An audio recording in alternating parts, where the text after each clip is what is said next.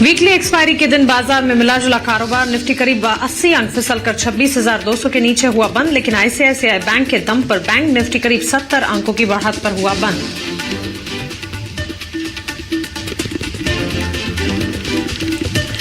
अप्रैल 2025 के बाद रिलायंस में सबसे बड़ी गिरावट, करीब 4.5% टूटा शेयर। रूस से तेल इंपोर्ट में कमी से ग्रॉस रिफाइनिंग मार्जिन घटने की चिंता से दबाव बढ़ा।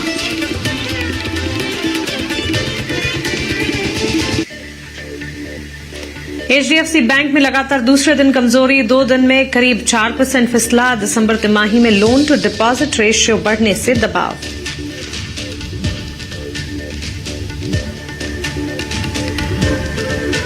एल्यूमीनियम और चांदी में जोरदार तेजी से मेटल शेयरों में शानदार चमक। नाल्को हिंदुस्तान कॉपर 2.5 से 5.5% भागे। हिंदुस्तान जिंक में भी लगातार तेजी जारी। कॉपर का दाम पहली बार $13,000 के पार।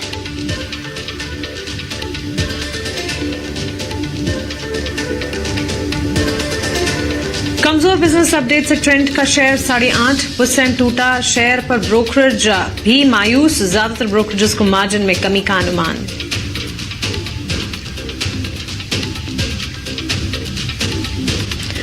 कमजोर बाजार में फार्मा और हेल्थ केयर की सेहत मजबूत। सिटी की बुलिश रिपोर्ट से डिविस लेबोरेटरीज में 4.5% का उछाल, 3.5% की तेजी के साथ अपोलो हॉस्पिटल निफ्टी का टॉप गेनर। इब्गा लेबोरेटरीज लुपिन में भी करीब 3 से 4% की बढ़त।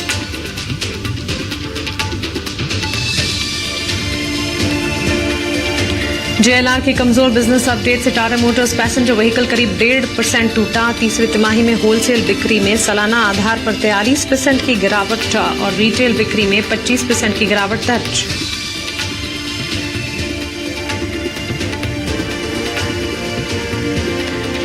और एमके की अपग्रेड रेटिंग से बजाज ऑटो करीब 2% ऊपर। खरीदारी की रेटिंग के साथ लक्ष्य 9,500 से बढ़ाकर 11,100 रुपए किए।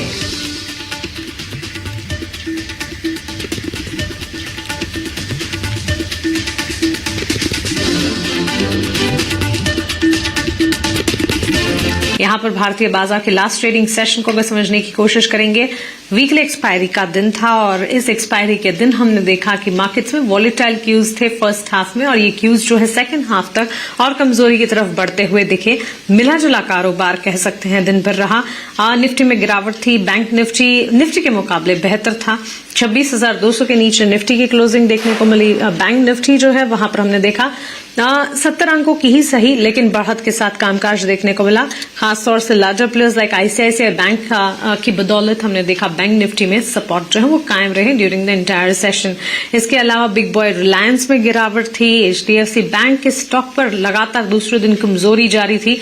सो बहुत सारे फैक्टर्स और ट्रिगर्स थे जिसके चलते बाजार में हमने डाउन ट्रेंड्स देखे और क्लियरली सेंटिमेंट जो है वो बिकवाली की तरफ बढ़ते हुए दिखे। हालांकि मेटल्स की शाइन अब भी बरकरार है। अच्छे खासे मोमेंटम के बीच कामकाज देखने को मिला और इसके अलावा फार्मा, हेल्थ केयर और डायग्नोस्टिक की सेहत भी बेहतर रही। कमजोर बाजार में ये वो सेक्टर हैं जो डिफेंसिव के तौर पर बाजार को संभालने का काम करते हैं। लेकिन ये तो हुआ आज का सेटअप। लास्ट ट्रेडिंग सेशन में किस तरह के सेंटिमेंट्स मार्केट में बने थे उसका सेटअप। यहां से आगे अगले सेशन की तैयारी क्या होगी ये आपको बताएंगे और साथ साथ आपके सवालों के जवाब भी देने की कोशिश होगी। सबसे पहले सवाल पूछने का तरीका आपके स्क्रीन पर आ जाएगा। हमारे सोशल मीडिया हैंडल्स अकाउंट जिस तरह के वॉलेटाइल क्यूज मार्केट में नजर आए, एक्सपायरी का दिन था, इस तरह की वॉलेटिलिटी एंटिसिपेटेड थी। लेकिन आने वाले सेशंस के लिए इंडेक्स पर आपका अप्रोच क्या है? Hi, good afternoon Mansi ji. And देखिए 26,178 के आसपास का क्लोजिंग रहा है। एंड जिस तरीके से हमने देखा रिलायंस जैसे दिग्गजों में सेलिंग प्रेशर आया है, कहीं ना कहीं ये हमने पहले भी लास्ट टाइम भी देखा है कि जब भी ऑल टाइम हाई के आसपास आता है तो वॉलेटिलिटी कहीं ना कहीं रहता है मार्केट में। तो मुझे लगता है कि 26,000 एक साइकोलॉजिकल लेवल है। 26,000 के नीचे अगर मार्केट रहता है तो उस केस में आपको अगेन 25,700 25,650 तक हमें मिल सकता है। और अभी के हिसाब से मुझे लगता है कि एक बार फिर से पुल बैक पॉसिबल होगा। 26,500 26,550 तक के पुल बैक कंटिन्यू होते हुए दिखाई देंगे। आज तो एक्सपायरी भी था, कहीं ना कहीं सुपर वॉलेटिलिटी कहीं ना कहीं इस रेंज के अंदर ही नेक्स्ट 2 से 3 दिन जो है निफ्टी रहने वाला है। और बैंक निफ्टी आज हमने देखा कि 59,844 के आसपास लो था। 59,800 पे एक स्ट्रॉन्ग 1-2 दिन का सपोर्ट है। 59,800 के ऊपर अगर बने रहता है तो 60,700 60,750 के आसपास एक बार फिर से आपको देखने को मिल सकता है। सो मोटा मोटा एक पॉजिटिव व्यू ही मेरा है, लेकिन अगर इस लेवल के नीचे सस्टेन होता है तो फिर से एक बार आपको व्यू थोड़ा नेगेटिव भी शॉर्ट टाइम के लिए रखना पड़ेगा। तो ओवरऑल इस रेंज के अंदर ही रहने वाला है।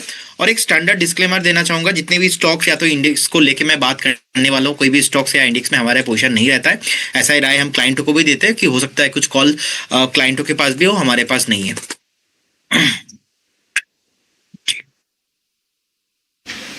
एब्सोल्युटली। तो चलिए ये रहा इंडेक्स पर बनती हुई। कुणाल, आपका भी स्वागत है। बताएं इंडेक्स पर आपकी रणनीति, किस तरह के सेंटिमेंट्स डेवलप होते हुए यहां से आगे।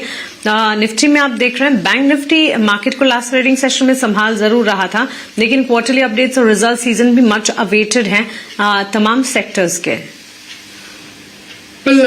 गुड आफ्टरनून आपको। एंड निफ्टी की बात करें तो आज एक बहुत बड़ी गिरावट हमें रिलायंस पे देखने को मिली है। 4.5-5% की गिरावट हमें देखने को मिली है, और कहीं ना कहीं इसकी डायरेक्ट इम्पैक्ट आज हमें मार्केट में भी देखने को मिली है, thanks to SBI, ICICI bank and other IT counters के, जिसके बेस पे थोड़ा बहुत निफ्टी ने अपने आप को संभाला था। एक कंसर्न यहाँ पे इसलिए आ सकता है क्योंकि 26,200 के नीचे का क्लोजिंग आज हमें देखने को मिला है। एंड अगर आने वाले दिन में भी अगर सस्टेन होती है लोअर लेवल पे 26,200 के नीचे, तो फिर 25,950 से लेकर 25,700 तक के लेवल हमें निफ्टी दिखा सकती है। सो ओवरऑल जो व्यू है फिलहाल मार्केट को देखे वो थोड़ा सा डाइसी है, नेगेटिव साइड का ही है। एंड आने वाले दिनों में वो लग रहा है कि अगर रिलायंस इस लेवल पे सस्टेन होता है, ज्यादा गिरावट अगर हमें नहीं दिखाता है, और आईटी एंड अगर मेटल और बैंकिंग अगर संभल जाता है, तो कहीं ना कहीं पॉजिटिव सेंटीमेंट क्रिएट होते हुए देखने को मिल सकता है। बट लेवल वाइज बात करें तो निफ्टी को वापस अपनी जो ऊपर की जो मोमेंटम है वो कैप्चर करने के लिए 26,200 के ऊपर का क्लोजिंग जरूरी है।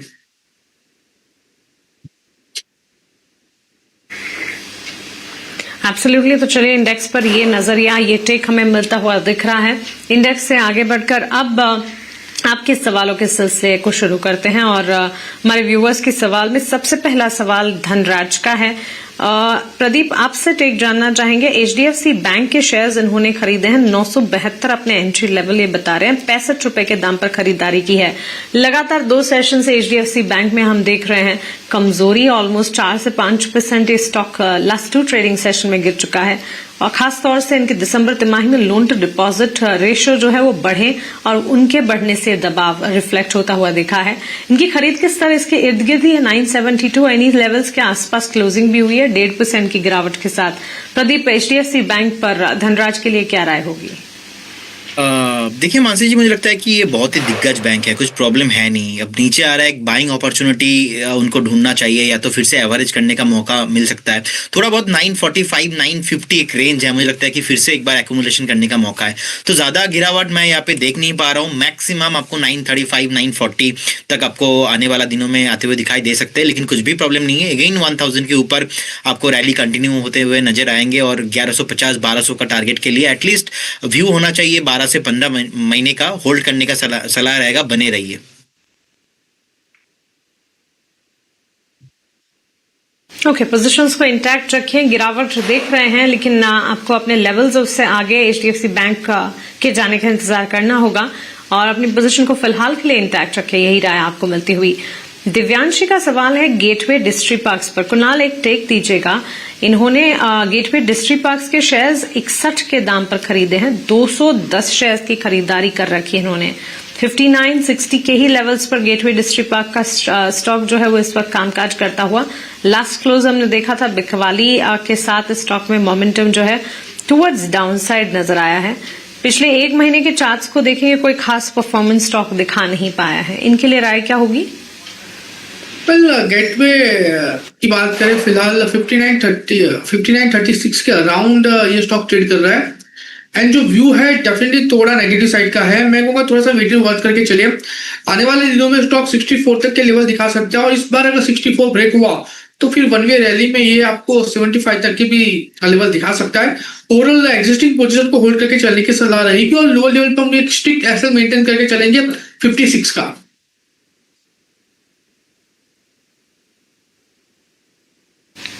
ओके, गेटवे डिस्ट्री पार्क पर ये टेक हमें मिलता हुआ। इस बीच जुपिटर वेगन पर भी एक सवाल फिलहाल आया हमारे एक व्यूअर का। करीम पूछते हैं जुपिटर वेगन पर क्या करना चाहिए। एक तो इसका लास्ट क्लोज एक बार देखते हैं, स्टॉक में गिरावट के साथ ऑलमोस्ट 1.5 से 2% तक के डाउन ट्रेंड्स नजर आए हैं। प्रदीप, 324 के लेवल पर यह स्टॉक क्लोज हुआ है। हमारे व्यूअर की खरीदारी के लेवल्स जो हैं वो है 337, 120 शेयर्स खरीदे इन्होंने 337 के दाम पर। यहां तो नुकसान है। दूसरा IRFC, रेलवे काउंटर्स में से एक IRFC पर भी इन्होंने खरीदारी की है। 75 शेयर्स खरीदे हैं, 127 अपने एंट्री लेवल बता रहे हैं। उन्हीं लेवल के इर्द गिर्द लास्ट क्लोज IRFC का दिखा है। जुपिटर वेगन एंड IRFC पर आपकी राय क्या होगी? इंटर रेलवे में हम अगर देखेंगे तो टॉप से मोर देन 50-60% स्टॉक्स नीचे ही है ऑलमोस्ट अपने ऑल टाइम हाई से। और रही बात जुपिटर वर्गन का, अभी तो 324 के आसपास का क्लोजिंग आया है। अब देखेंगे टॉप से पर्टिकुलर स्टॉक भी ऑलमोस्ट 55% अभी तक नीचे है। सो मुझे लगता है कि जिस तरीके का लास्ट हफ्ते में हमने देखा कि 280 से एक ब्रेकआउट आया था और हमने रिकमेंडेशन भी दिया था, 20% का सर्किट लगा दिया था एक दिन में। तो अभी एक सेलिंग प्रेशर मैं एक्सपेक्टेशन कर रहा हूँ और मुझे लगता है कि अगेन 300 जाने के लिए रेडी हो रहा है। और IRFC अभी का प्राइस चल रहा है ऑलमोस्ट 127 के आसपास। मुझे लगता है कि एक बार स्टॉक अगेन आपको 115-112 के आसपास मिल सकता है। तो शॉर्ट टर्म में मैं उतना बुलिश हूं नहीं इंटायर रेलवे में। मुझे लगता है कि आपका व्यू मोर देन 12-13 महीने से ज्यादा मिनिमम होना चाहिए।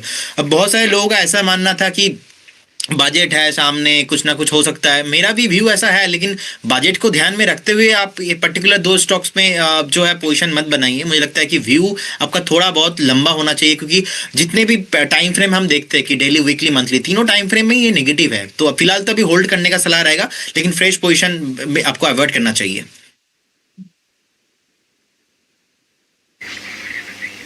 ओके, फ्रेश पोजीशन से दूर रहने की राय फिलहाल मिलती हुई।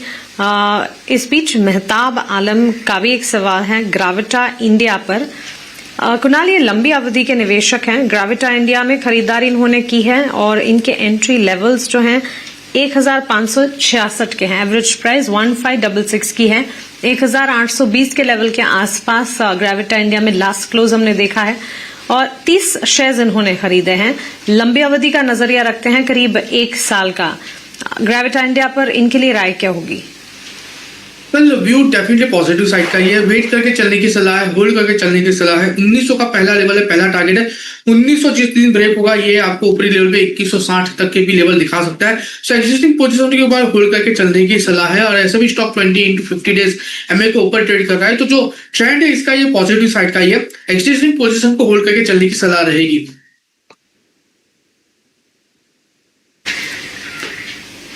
ओके, पॉजिटिव साइड का ट्रेंड है। पोजीशन को इंटैक्ट रखें, ये सलाह फिलहाल ग्रेविटा इंडिया पर आपको मिल रही है। इस बीच चंदन झा का सवाल देख लेते हैं। टाटा मोटर्स पैसेंजर व्हीकल, इस स्टॉक पर खरीदारी है इनकी। अपने एंट्री लेवल ये बता रहे हैं 447 के। 100 शेयर्स इन्होंने टाटा मोटर्स PV के खरीद रखे हैं। लास्ट ट्रेडिंग सेशन में स्टॉक में मूवमेंट टुवर्ड्स पॉजिटिव साइड नजर आ रही थी। इनफैक्ट ऑटो बिक्री के आंकड़े पॉजिटिव, उसके बाद फाडा का डेटा भी आया था। लगभग हर तरह के डेटा पॉइंट्स, चाहे फिर किसी भी सेगमेंट के हो, tractor, 2 wheeler, commercial vehicle, passenger vehicle, अच्छे आते दिखे थे।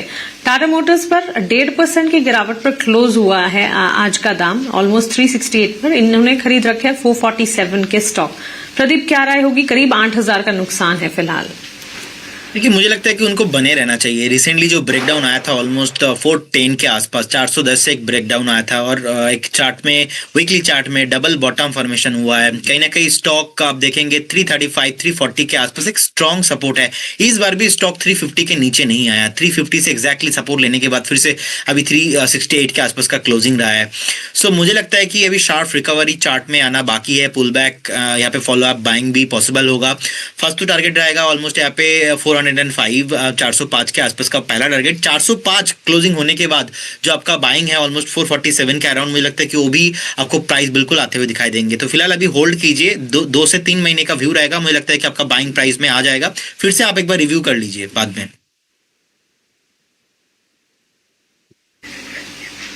ओके, चलिए, तो ये राय टाटा मोटर्स पैसेंजर व्हीकल्स पर फिलहाल हमें मिलती हुई दिख रही है। लेकिन आगे बढ़ेंगे और अब रुक करते हैं हमारे अगले सेगमेंट वैल्यू इन्वेस्टमेंट पिक का।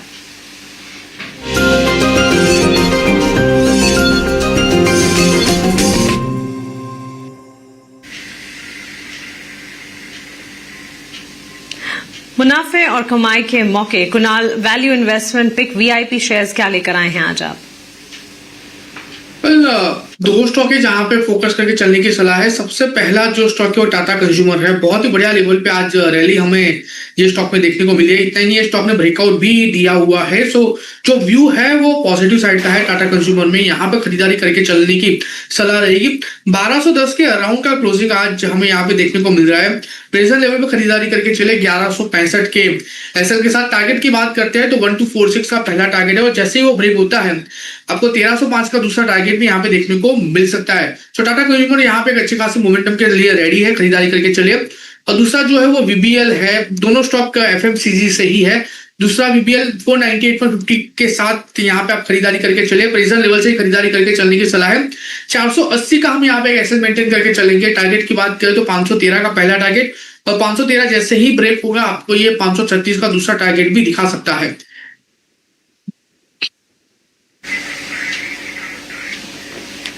ओके, दो शेयर्स कुणाल परार की तरफ से टाटा कंज्यूमर और Varun beverages limited. Tata consumer 1246 का पहला लक्ष्य, दूसरा 1305 का, 1165 का एक stop loss. VBL Varun beverages में 513 पहला टारगेट 536 तक पिए जा सकता है 480 के स्टॉप लॉस के साथ। वैल्यू इन्वेस्टमेंट पिक के तौर पर अगला शेयर। प्रदीप, आप बताएं आपकी तरफ से वीआईपी शेयर्स क्या होंगे? देखिए, फर्स्ट जो स्टॉक रहेगा वो है एबीडीएल। एबीडीएल का जो क्लोजिंग आया है ऑलमोस्ट अब देखेंगे 551 के आसपास एंड जिस तरीके का चार्ट पैटर्न है नीचे ही आ रहा है, नेगेटिव चार्ट पैटर्न है। मुझे लगता है कि एक वैल्यू इन्वेस्टिंग के तौर पे यहाँ पे दिखा जा सकता है। अगर हम देखेंगे टॉप से बहुत नीचे आ चुका है चार्ट, और भी थोड़ा नीचे मुझे लगता है कि एबीडीएल नीचे आएगा। अभी करेंट जोन से बाय करने का सलाह नहीं रहेगा। एबीडीएल को मुझे लगता है कि आपको 515 से लेके 520-25 कभी भी इस रेंज पे मिलता है तो आपको बाय करना चाहिए। उस केस में आपको स्टॉप लॉस होगा ऑलमोस्ट 485 और पहला टारगेट रहेगा 575 एंड 620 जाने के लिए एबीडीएल रेडी हो रहा है। सेकंड जो मेरा स्टॉक रहेगा आज का वो रहेगा मैनकाइंड फार्मा। मुझे लगता है कि बहुत टाइम बाद इसमें एक प्राइस में मोमेंटम हो रहा है और करेंट जोन से ही बाय करने का सलाह रहेगा।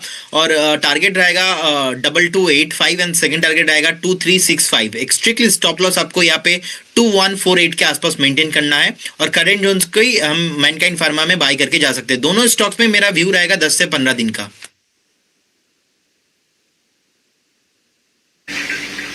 ऑलराइट, तो चलिए ये हो गया प्रदीप हल्दर की तरफ से उनकी value investment pick. Pradeep ji, Kunal जी, बहुत शुक्रिया आपका हमारे साथ जुड़ने के लिए, सवालों के जवाब देने के लिए, हमारे व्यूवर्स की कल की तैयारी करवाने के लिए। इसी के